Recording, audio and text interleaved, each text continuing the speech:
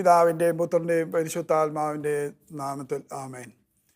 എന്നെ കേൾക്കുന്ന പ്രിയപ്പെട്ടവരെ, ഈ വചന ദീപ്തിയിലേക്ക് നിങ്ങളെ എല്ലാവരെയും ഞാൻ സ്വാഗതം ചെയ്യുകയാണ്.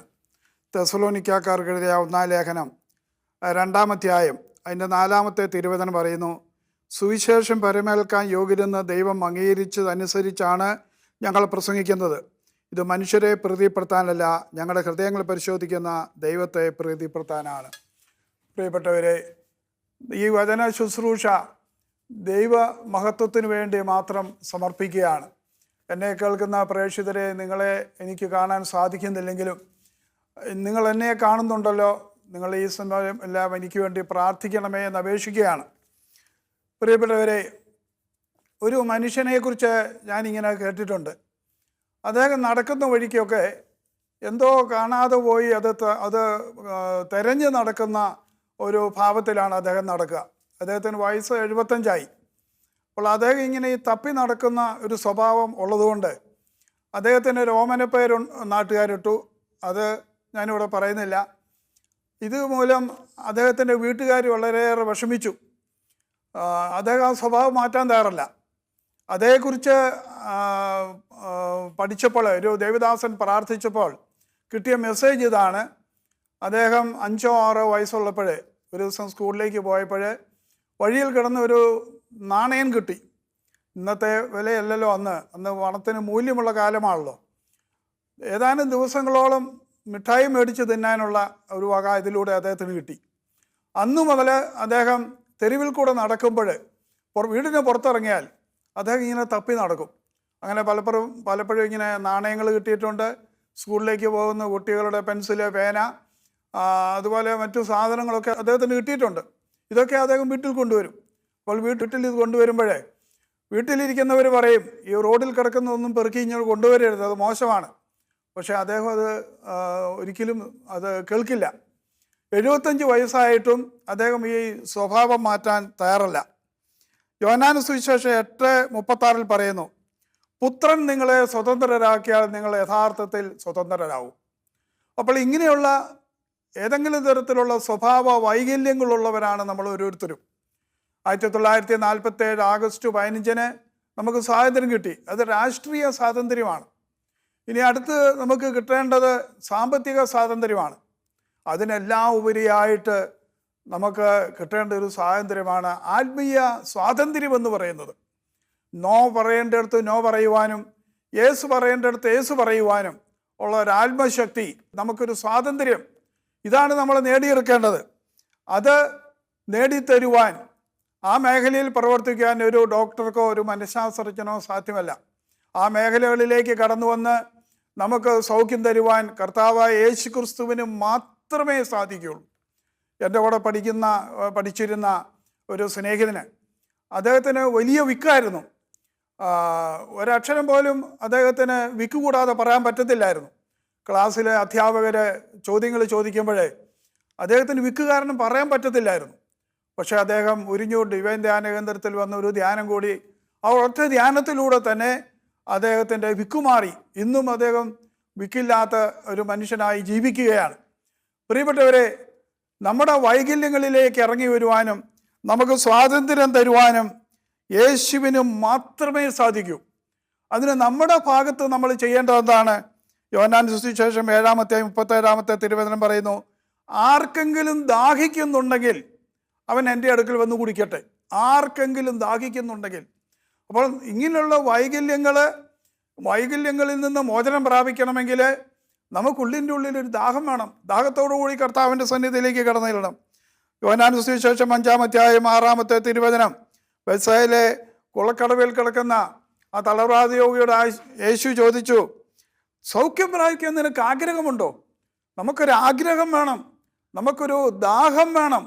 എങ്കിൽ മാത്രമേ കർത്താവിന് നമ്മളെ സൗഖ്യപ്പെടുത്തുവാൻ, നമുക്ക് വിടുതൽ തരുവാൻ സാധിക്കൂ.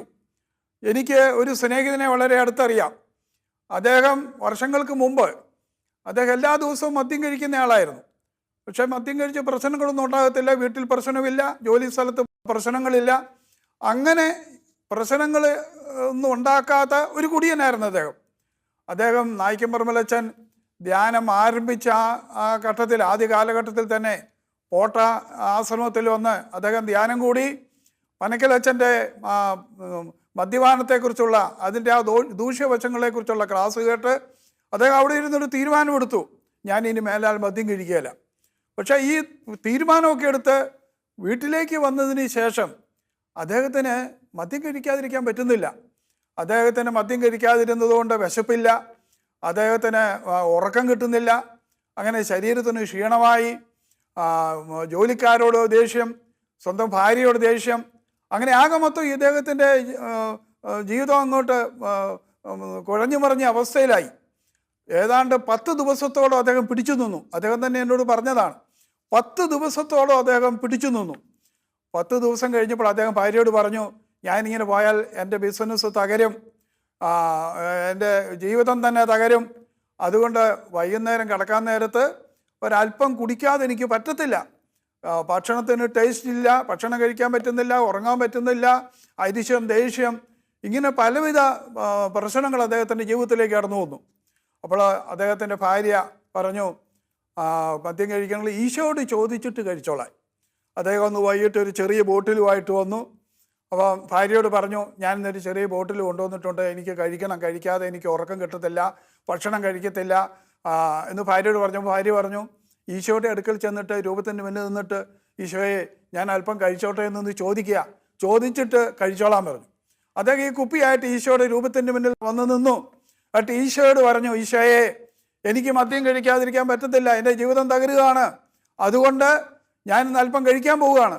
ഇത് പറഞ്ഞതും അദ്ദേഹം പൊട്ടി അങ്ങ് കരഞ്ഞു. എന്തിനാ കരഞ്ഞെന്നറിയത്തില്ല. ഭാര്യ ശബ്ദം കേട്ട് ഓടി വന്നു. ഓടി വന്നപ്പോൾ അദ്ദേഹം വാവിട്ട് നിലവിളിച്ച് കരയുക. എന്തിനാ കരയുന്നതെന്ന് ചോദിച്ചു. അദ്ദേഹം പറഞ്ഞു, എനിക്കറിയത്തില്ല, ഞാൻ ഈശോയോട് ഇങ്ങനെ പറഞ്ഞു കഴിഞ്ഞപ്പോഴത്തേന് എനിക്ക് പെട്ടെന്ന് കരച്ചിൽ തോന്നി, ഞാൻ കരഞ്ഞു വന്ന്. പ്രിയപ്പെട്ടവരെ, ഈശോ സൗഖ്യം കൊടുത്ത ഒരു നിമിഷമായിരുന്നു. അദ്ദേഹം പറയാണ്, അപ്പോൾ തന്നെ എൻ്റെ മദ്യാസക്തി വിട്ടുപോയി. പിന്നീട് എനിക്ക് മദ്യം കഴിക്കാൻ എനിക്ക് ഒരിക്കലും തോന്നിയിട്ടില്ല. തന്നെയുമല്ല, ഞാനിന്ന് മദ്യവർജന സമിതിയുടെ പ്രവർത്തകനായി തീർന്നു. അപ്പോൾ പ്രിയപ്പെട്ടവരെ, ഈശോ തൊടാതെ നമ്മുടെ ജീവിതത്തിലെ ബലഹീനതകളും കുറവുകളും പാപങ്ങളും മാറ്റാൻ പറ്റത്തില്ല. ഇത് നമ്മുടെ ഹൃദയത്തിൽ നമ്മളൊന്ന് ഉറപ്പിക്കണം. ഉറപ്പിച്ചാൽ പ്രിയപ്പെട്ടവരെ, നമ്മൾ രക്ഷപ്പെട്ടു.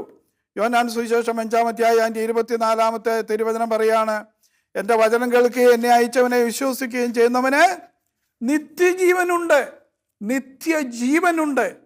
ഞങ്ങളുടെ ടീമിലൊരു രാജമ്മ ചേച്ചിയുണ്ട്, ആലപ്പുഴക്കാരത്തിയാണ്.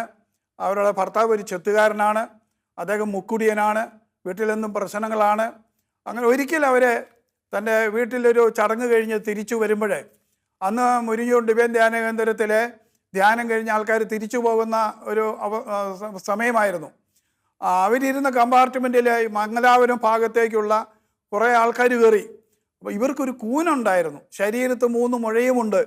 അവർ കൂനി ബാത്റൂമിലേക്ക് പോകുന്നത് കണ്ടപ്പോൾ അടുത്തിരുന്ന സ്ത്രീ പറഞ്ഞു, ഇവിടെ ഒരു ധ്യാനകേന്ദ്രമുണ്ട്, മുരിങ്ങൂർ ഡിവൈൻ ധ്യാനകേന്ദ്രം എന്ന് പറയുന്ന ഒരു ധ്യാനകേന്ദ്രമുണ്ട്, അവിടെ ധാരാളം രോഗശാന്തികൾ നടക്കുന്നുണ്ട്, നിങ്ങൾ അവിടെ ഒന്ന് ഒരു ധ്യാനം കൂടിയാൽ നിങ്ങളുടെ കൂന് മാറും, നിങ്ങൾക്ക് സൗഖ്യം കിട്ടുമെന്ന് പറഞ്ഞു. എന്നിട്ടൊരു വചനോത്സവം മാസിക രാജമ്മ ചേച്ചിക്ക് കൊടുത്തു. രാജമ്മ ചേച്ചി ഈ വചനോത്സവമായിട്ട് വീട്ടിലേക്ക് പോയി, മക്കളെ കൊണ്ട് ആ വചനോത്സവം മുഴുവൻ വായിച്ച് കേൾപ്പിച്ചു. അതിനകത്തുള്ള അത്ഭുത രോഗശാന്തികളെല്ലാം അവർ വായിച്ച് കേട്ടു. ഭർത്താവ് വൈകിട്ട് വന്നപ്പോൾ ഭർത്താവിനോട് പറഞ്ഞു, ഇങ്ങനെ മുരിങ്ങൂർ ഡിവൈൻ ധ്യാനകേന്ദ്രം എന്ന് പറഞ്ഞൊരു ധ്യാനകേന്ദ്രമുണ്ട്, അവിടെ പോയാൽ എനിക്ക് സൗഖ്യം കിട്ടും. അപ്പോൾ അവിടെ പോയി ധ്യാനം കൂടി പോകുന്ന ആൾക്കാരെ ഞാൻ കണ്ടു, പരിചയപ്പെട്ടു, അവർ കുറേ അനുഭവങ്ങളൊക്കെ പറഞ്ഞു, എനിക്ക് അവിടെ ഒന്ന് പോകണമെന്ന് പറഞ്ഞു. അപ്പോൾ അദ്ദേഹത്തിൻ്റെ പേര് വിശ്വംഭരൻ എന്നാണ്, ഞങ്ങൾ വിശ്വംഭരേട്ടൻ എന്ന് വിളിക്കും. ഈ വിശ്വംഭരേട്ടൻ പറഞ്ഞു, ഇനി യേശുവിനെ വിളിച്ചിട്ടാണോ നീ സൗഖ്യം പ്രാപിക്കാൻ പോകുന്നത്? അന്നു മുതൽ ഈ രാജമ്മ ചേച്ചി വീട്ടിലിരുന്ന് പ്രാർത്ഥിക്കാൻ തുടങ്ങി, യേശുവേ എനിക്ക് ഡിവൈൻ ധ്യാന കേന്ദ്രത്തിൽ പോയി ഒരു ധ്യാനം കൂടാനുള്ള കൃപ തരണമേ. അങ്ങനെ പ്രാർത്ഥിച്ചുകൊണ്ടിരുന്നു. ഒരു ദിവസം ഈ ഭർത്താവ് 1000 രൂപ കൊണ്ടുവന്ന് ഈ രാജമ്മ ചേച്ചിക്ക് കൊടുത്തിട്ട് പറഞ്ഞു, നീ മകനെയും കൂട്ടി പൊക്കോളാൻ പറഞ്ഞു. രാജമ്മ ചേച്ചി പറയാണ്, ഇദ്ദേഹം മദ്യപാനിയായതുകൊണ്ട് ഒരിക്കലും 10 പൈസ കയ്യിലില്ലാത്ത മനുഷ്യനാണ്. ഈ മദ്യപാനി ആയതുകൊണ്ട് ആരും 10 പൈസ വായ്പയും കൊടുക്കുകയില്ല, കടവും കൊടുക്കുകയില്ല. അങ്ങനെയുള്ള മനുഷ്യൻ 1000 രൂപ കൊണ്ടുവന്ന് എൻ്റെ കയ്യിൽ തന്നത് തന്നെ വലിയൊരു അത്ഭുതം. ഞാൻ മകനെയും കൂട്ടി പോയി. ഡിവൈൻ ധ്യാന കേന്ദ്രത്തിൽ വന്നു. ഇവിടെ നടക്കുന്ന ആ പ്രാർത്ഥനകളൊന്നും എനിക്ക് ഉൾക്കൊള്ളാൻ പറ്റുന്നില്ല. യേശുവേ സ്തോത്രം എന്ന് പറഞ്ഞ ആൾക്കാർ ഇങ്ങനെ ഒച്ചത്തിൽ വിളിച്ചു പ്രാർത്ഥിക്കുന്നു. അതൊന്നും ഉൾക്കൊള്ളാൻ പറ്റുന്നില്ല. ക്ലാസ് ഒന്നും ഉൾക്കൊള്ളാൻ പറ്റുന്നില്ല.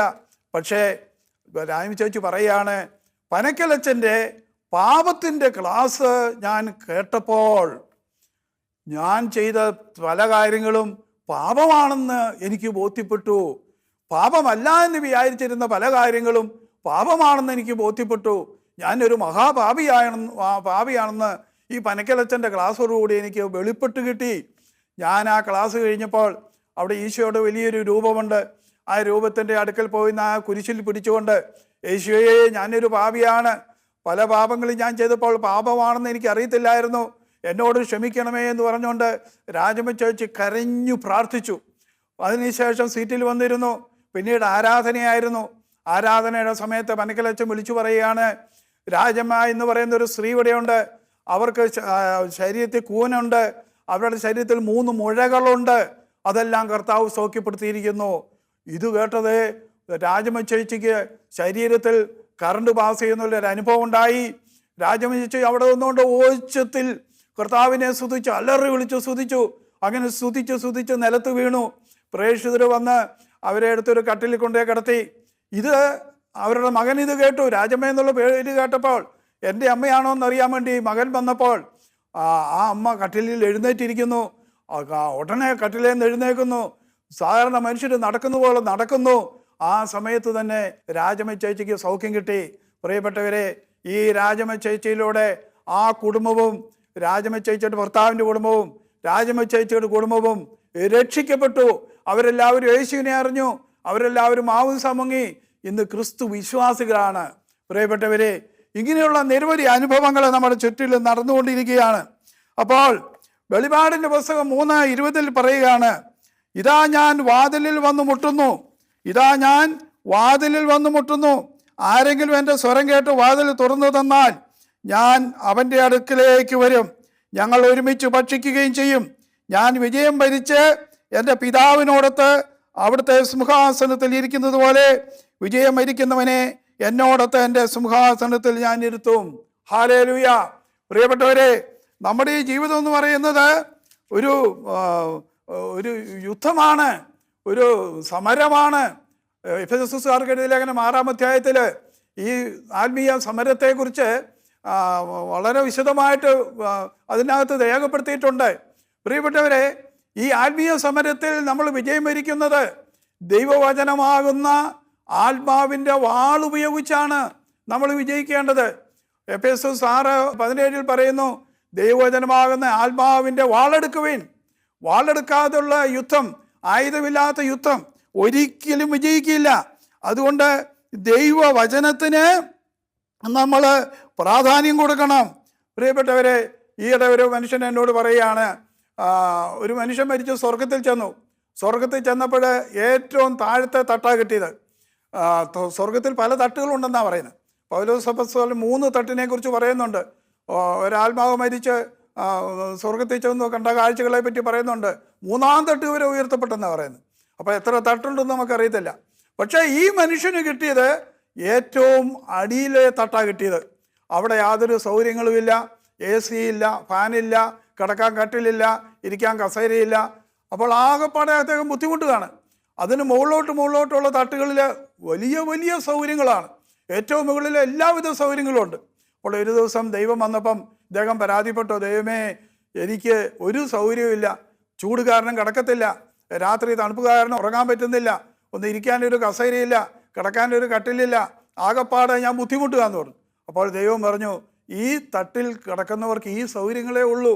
അപ്പോൾ ആ മനുഷ്യൻ ദൈവത്തോട് പരാതിപ്പെടുകയാണ്, എനിക്ക് നേരത്തെ ഇതിനു മുമ്പ് ഒരു മുന്നറിയിപ്പ് തന്നിരുന്നെങ്കിൽ ഞാൻ കുറച്ചുകൂടി നന്നായിട്ട് ജീവിക്കുമായിരുന്നല്ലോ,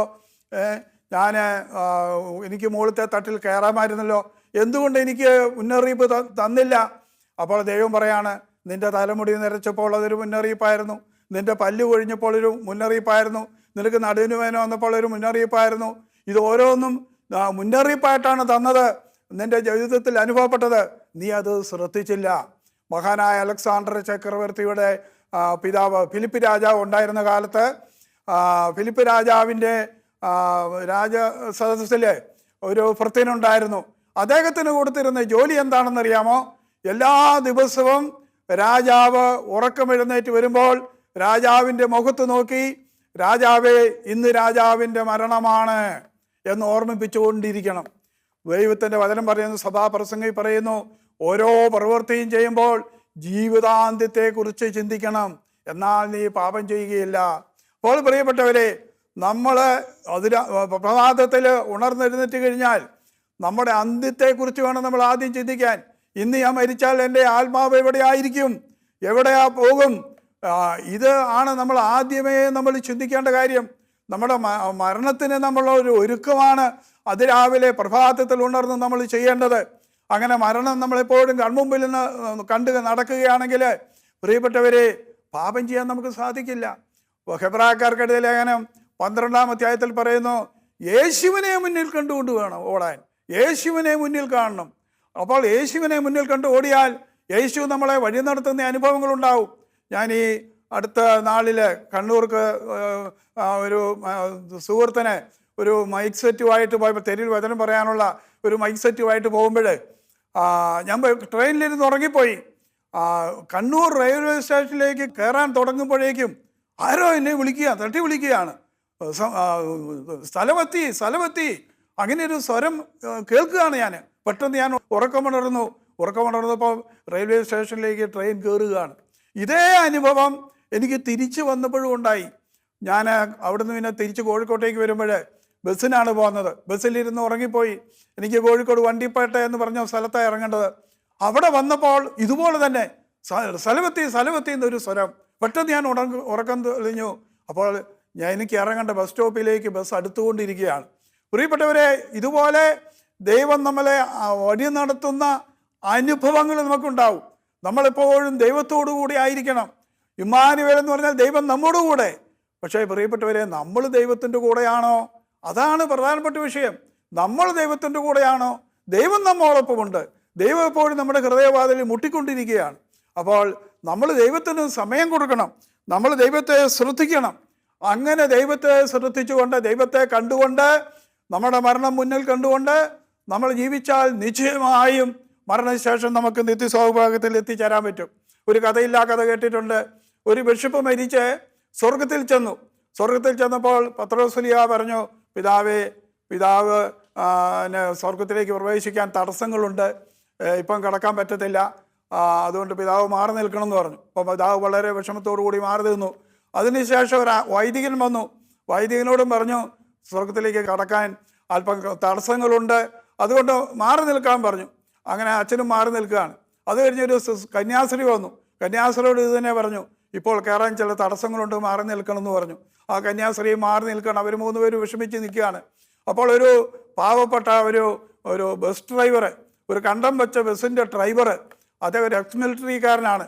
അദ്ദേഹം ഓടിക്കുന്ന ബസ് യാതൊരു കണ്ടീഷനും ഇല്ലാത്ത ബസ്സാണ്. പക്ഷേ അയാൾ നല്ലൊരു ഡ്രൈവറാണ്, മിലിറ്ററി ഡ്രൈവറായിരുന്നു. അതുകൊണ്ട് അദ്ദേഹം ഈ ബസ്സിൽ കയറിയാലോ ബസ് കുതിര പറപ്പിക്കുന്നത് പോലെ ഈ ബസ് പറപ്പിക്കും. ഇത് ആൾക്കാർക്കറിയാം. എന്നാലും പെട്ടെന്ന് ലക്ഷ്യസ്ഥാനത്ത് എത്താൻ വേണ്ടിയിട്ട് ആൾക്കാരൊക്കെ അതിനകത്ത് ഇടിച്ചു കയറും. ബസ്സിനകത്ത് കയറി കഴിഞ്ഞാലോ എല്ലാവരും ആ ബസ്സിൻ്റെ കമ്പിയിൽ മുറുകെ പിടിച്ചുകൊണ്ട് കർത്താവേ കർത്താവേ കർത്താവേ എന്ന് വിളിച്ചുകൊണ്ടിരിക്കും. ആ ബസ്സിലുള്ളവരെല്ലാവരും കർത്താവേ കർത്താവേ എന്ന് വിളിച്ചുകൊണ്ടിരിക്കും. കാരണം ഇതിന് വലിയ ബ്രേക്കൊന്നും ഇല്ലാത്ത ബസ്സാണ്. ഇതെവിടെ ചെന്ന് അവസാനിക്കുമെന്ന് അറിയത്തില്ല. അതുകൊണ്ടാണ് എല്ലാവരും ഭയന്ന് ഇങ്ങനെ കർത്താവിനെ വിളിക്കുന്നത്. ഈ മത്തായിച്ചാട്ടം വന്നപ്പോൾ പത്രോസ് 2 വാതിലും തുറന്ന് മത്തായിച്ചാട്ടൻ സ്വർഗത്തിൽ പ്രവേശിച്ചു. അപ്പോൾ പിതാവും അച്ഛനും സിസ്റ്ററും ചോദിച്ചു, ഞങ്ങൾ ഈ ജീവിതം മുഴുവനും കർത്താവിന് വേണ്ടി വേല ചെയ്തിട്ട് ഒരു ബസ് ഡ്രൈവർ വന്നപ്പോൾ കയറ്റി വിട്ടു, ഞങ്ങളെ എന്താ കയറ്റി വിടാത്തേന്ന് ചോദിച്ചു. അപ്പോൾ പത്രോസ് പറഞ്ഞത് എന്താണെന്നറിയാമോ? ഈ മത്തായി ചേട്ടൻ അനേകരെ കർത്താവിനെ വിളിപ്പിച്ചതാണ്, കർത്താവിൻ്റെ നാമം ഉപേക്ഷിപ്പിച്ച വ്യക്തിയാണ്. അതുകൊണ്ട് ഈ പത്രോസ് ചേട്ടന് സ്വർഗം കിട്ടി. Praise the Lord. പ്രിയപ്പെട്ടവരെ, നമുക്ക് തന്ന വചനത്തിലൂടെ ദൈവം നമുക്ക് നിരന്തരമായ പ്രബോധനങ്ങൾ തന്നുകൊണ്ടിരിക്കുക. മർക്കോസിൻ്റെ സുവിശേഷം 1-ാം അധ്യായം അതിൻ്റെ 15-ാം അധ്യായത്തിൽ അനുദപിക്കുക, സുവിശേഷത്തിൽ വിശ്വസിക്കുക, ദൈവരാജ്യം സമീപിച്ചിരിക്കുന്നു. ഇത് 2000 വർഷമായിട്ട് പറഞ്ഞുകൊണ്ടിരിക്കുകയെന്ന് ഓർക്കണം. ദൈവരാജ്യം സമീപിച്ചിരിക്കുന്നു, അനുദപിച്ച് സുവിശേഷത്തിൽ വിശ്വസിക്കുക എന്ന സന്ദേശം ഇത് 2000 വർഷമായിട്ട് ഇത് പ്രഘോഷിച്ചുകൊണ്ടിരിക്കുക.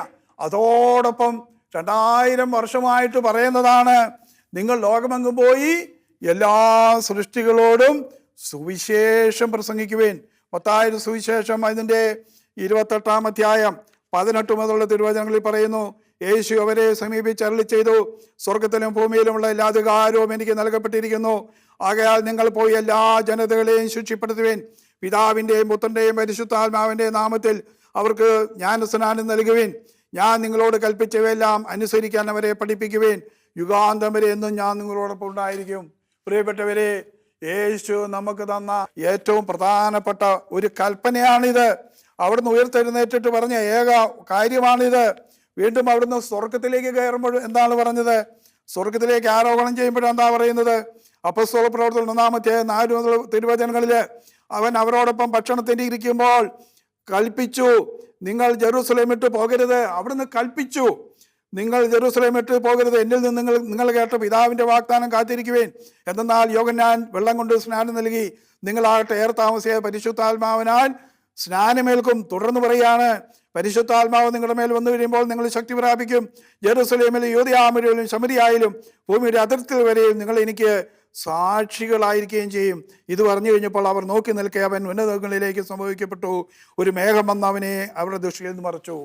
അപ്പോൾ ഉയർത്തെഴുന്നേറ്റ കർത്താവ് പറഞ്ഞത്, സ്വർഗാരോഹണം ചെയ്യുന്നതിന് മുമ്പ് പറഞ്ഞത്, നിങ്ങൾ സാക്ഷികളായിരിക്കും. നിങ്ങൾ ലോകം മുഴുവൻ പോയി സുവിശേഷം പറയാന്നുള്ളതാണ്. പ്രിയപ്പെട്ടവരെ, ഈ വചനം കേട്ട നിങ്ങളുടെ ഹൃദയങ്ങളിലേക്ക് ഈ വചനങ്ങൾ ആഴ്ന്നിറങ്ങട്ടെ. ഇന്നു മുതൽ എല്ലാ ദിവസവും കർത്താവിനെ പ്രഘോഷിക്കുന്നവരായി നമുക്ക് മാറാം. ദൈവം നമ്മളെ അനുഗ്രഹിക്കട്ടെ. നിത്യപിതാവും പുത്രനും പരിശുദ്ധാത്മാവുമായ സർവേശ്വര. ആമേൻ.